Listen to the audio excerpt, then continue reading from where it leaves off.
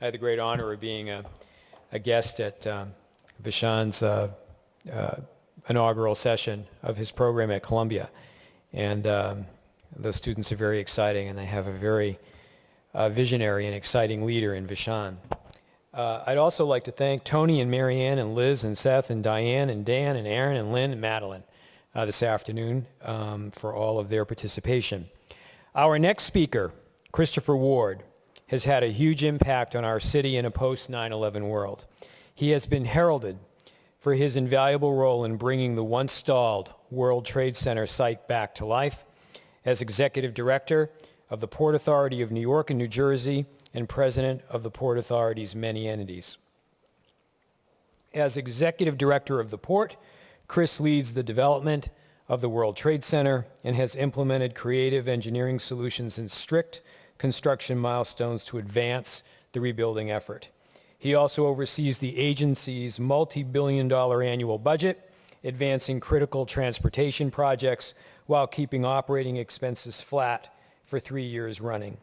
Chris has spent much of his professional career in service to the City of New York in various capacities, including as managing director of the General Contractors Association of New York and as commissioner of the New York City Department of Environmental Protection for the Bloomberg administration. As many of you know, Chris will be stepping down from his post at the end of this month. He has been a tremendous ally to MAS as a champion of our longstanding project to transform the Farley Post Office, just mentioned, into Moynihan Station, and as an advocate for many of the recommendations presented in Imagine New York, MAS's 2002 initiative soliciting public input in the rebuilding and memorializing of the World Trade Center.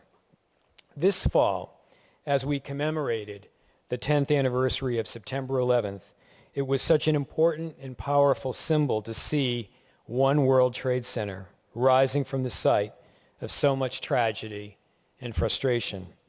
And we have Chris to thank for that progress, for helping us rally from one of our city's greatest tragedies. Please join me in thanking and welcoming Chris Ward.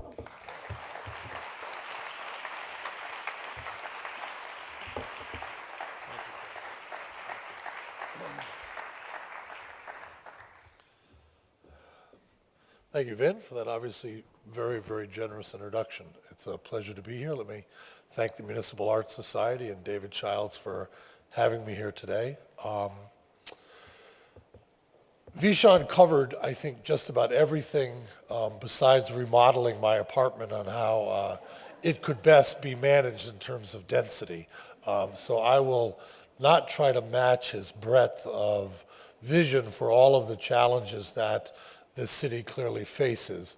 Nor will I, for those of you who are looking for the sort of parting shot of an executive director, speak ill of where we find ourselves here within this region. I think there is much, much to be proud of for, as Vishan mentioned, in terms of what's happening underground, what's happening downtown, and I think for all of that which we haven't done, there is still an enormous amount which is getting done.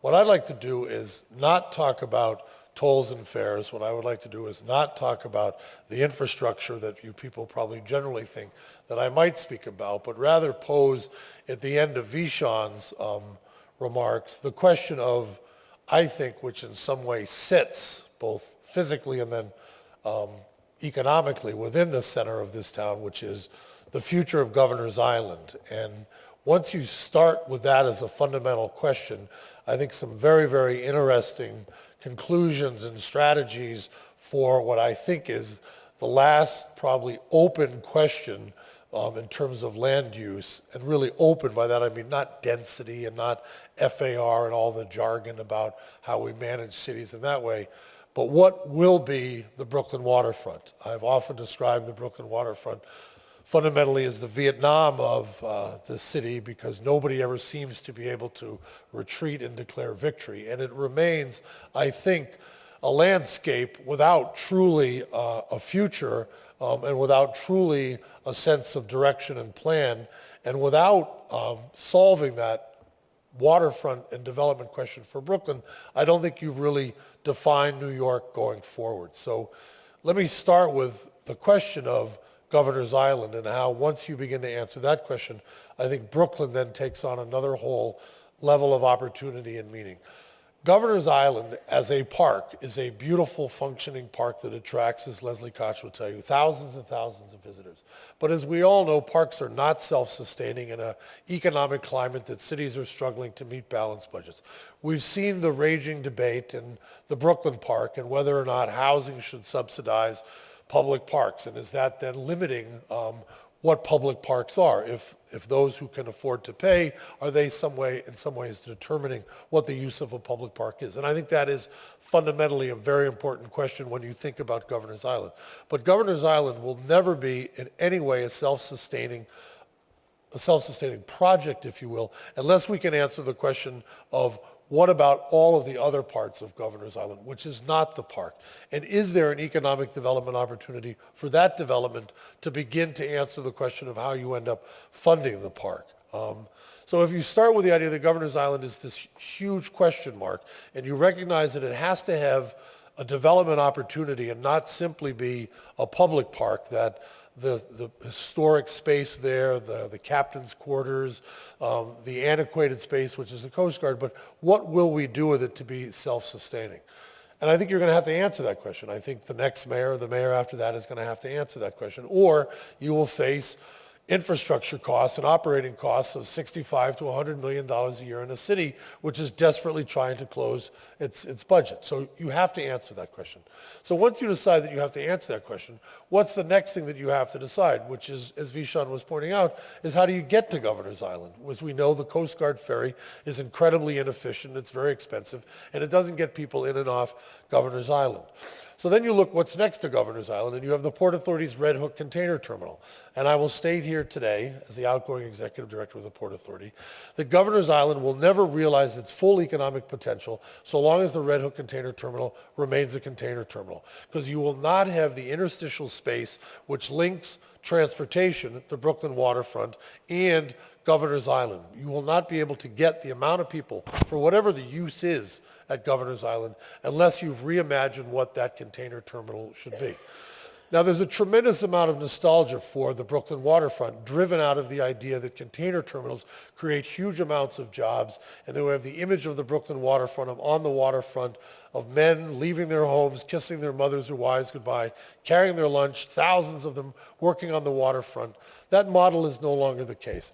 A container terminal today needs less people because it needs to be more efficient. Container terminals and the development of ports are vital to this region. They're vital because it's an economic collection of activity that creates wealth, but it is not a primary job generator. And we have to begin to understand that ports need to be high, efficient productivity, transportation functions. So Red Hook is in the wrong location if Governor's Island is ever going to work. I would argue that transportation and waterborne transportation must be part of New York City and part of how we function within the new global economy, but it need not be a large-scale port development on the Brooklyn waterfront. But I do think that if you're going to understand that Red Hook has to close, Red Hook has to move down to the South Brooklyn Marine Terminal and have the rightful location at South Brooklyn Marine Terminal. Why? Because industrial activity needs to be shielded from communities in the industry city, which rings the South Brooklyn Marine Terminal, which is from 25th Street down to 39th Street, is the ideal location to put small-scale maritime transportation activity going forward. The city will need it, the city will rely on it, but it won't be large-scale megaport development that people have spoken about. Large-scale port development must take place in locations which have huge amounts of transportation. So what do you do with an historic waterfront along the lines of South Brooklyn? You reimagine it to fit within the economy that Seth Pinsky was talking about, and that all of the old industrial warehouse space, if you then move a transportation center there, becomes a natural incubator for those industries which will begin to pivot off a new transportation system, which is a high-efficiency, energy-efficient goods distribution system managed within a small amount of footprint. And I think about the growing world of energy efficiency and transportation. So, for example, this city is bedeviled by intra-regional truck trips. We have over 27 million truck trips within our 5 boroughs every year. They are essentially diesel vehicles driving 364 days a year around the city. It is an economic and environmental crisis. We need to figure out how to move goods in the region on small scale, low emissions or zero emission vehicles.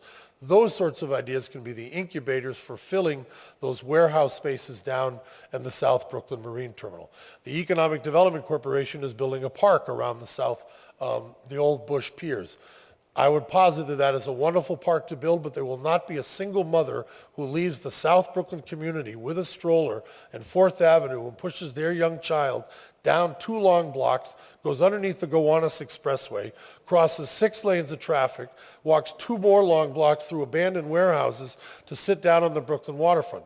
It's a wonderful park, but it is not going to be the public space that Brooklyn thinks it will be unless we find economic activity that bring people down there naturally, incubator space, university research space, and the kind of entrepreneurial work that requires small scale but yet industrial space.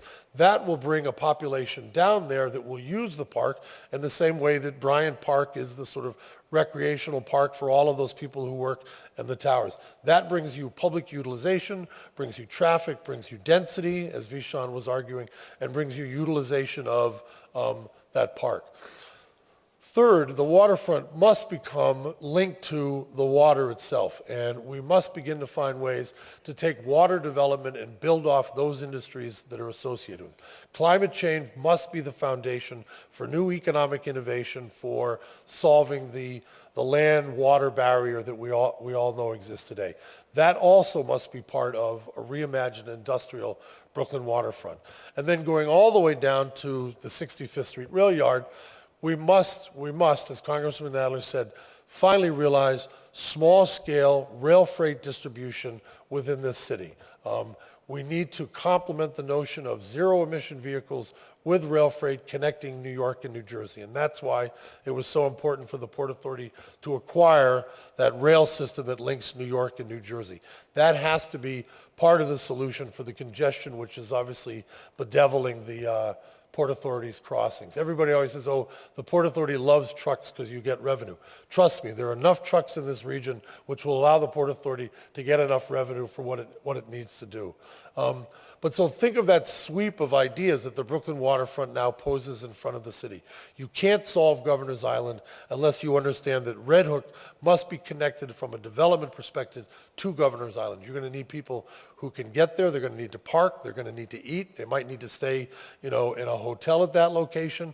Red Hook should be imagined pulling the Brooklyn Park down into Red Hook. Red Hook then needs to move down to the South Brooklyn Marine Terminal, allow the Red Hook community around IKEA and around Fairway to naturally grow, and then to stimulate the Brooklyn waterfront at 39th Street around a reimagined reindustrialization of a new economy and a new waterfront that has parks, that has economic activity, but's connected to the waterfront from the growing challenges of climate change. And last, we need to integrate that in a thoughtful way with rail freight that's low impact, low scale, that is not rumbling freight trains through communities, but instead is moving goods in a rational manner around the Brooklyn waterfront connected over to New Jersey. Those are not Vishan's large thematic ideas. I think that's a series of practical questions that if New York is going to remain whole, and we will think of what the mayor has done for the waterfront, the last great challenge is that Brooklyn waterfront. Thank you very much.